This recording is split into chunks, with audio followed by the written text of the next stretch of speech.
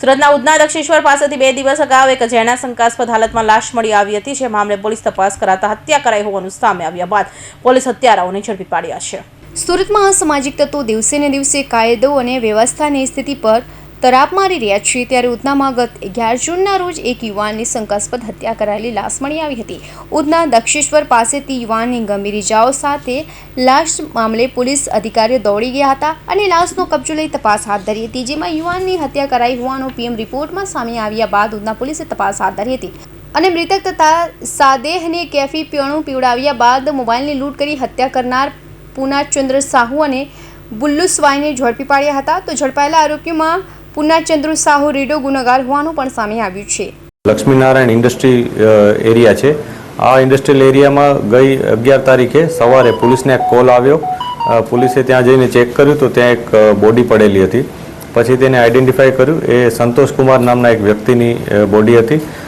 મરણ જનાર તરીકે સંતોષ કુમાર હોય એને તરત અમે પીએમ માટેની ડેડ બોડી મોકલી આપી।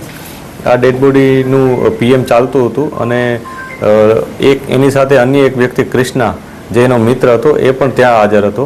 એ પણ એની પણ હોસ્પિટલાઇઝ કરવામાં આવ્યો હતો જે તે વખતે। અને ઘણા સમય બાદ મતલબ 24 કલાક બાદ એ જ્યારે રિલીવ થયો હોસ્પિટલથી પછી પોલીસે એની પૂછપરછ કરી હતી।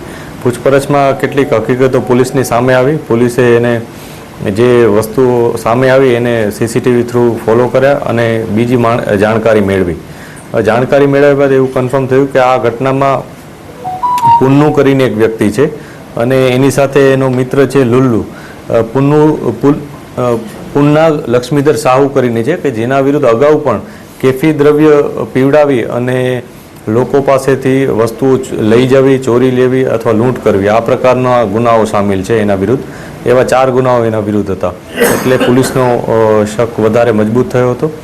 ત્યારબાદ હજી બોડીનું કોઈ રિપોર્ટ આવ્યો ન હતો પીએમનો, અને પીએમનો રિપોર્ટ આવ્યો ત્યારે એમાં હેડ ઇન્જરી અને એને કારણે હેમરેજ થયું હોવાથી અને શોક એને કારણે જે વ્યક્તિ છે સંતોષ કુમાર એનું મૃત્યુ થયા હોવાનું માલુમ પડ્યું હતું। જે બાબતને લઈ પોલીસે મર્ડરનો ગુનો દાખલ કરી અને આગળની તપાસ હાથ ધરી હતી અને આ બંને આરોપીઓ પુન્ના લક્ષ્મીધર સાહુ અને લુલ્લુ મંગળ સ્વાઈ જે બંને ઓરિસ્સાના જ છે, બંનેની પોલીસે ધરપકડ કરી છે।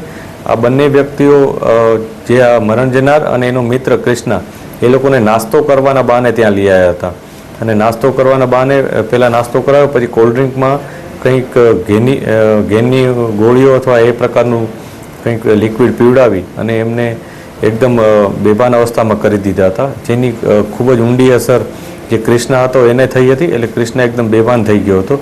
જ્યારે એના પાસેથી મોબાઈલ છીનવાની જ્યારે કોશિશ કરવામાં આવી સંતોષ કુમાર દ્વારા, તો સંતોષ કુમારને આ બંને વ્યક્તિઓ પુન્ના અને લુલ્લુએ ભેગા થઈ અને ખૂબ માર માર્યો।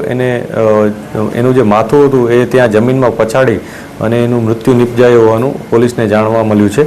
એટલે પોલીસે આ ગુનો નોંધી અને બંને આરોપીની ધરપકડ કરી છે।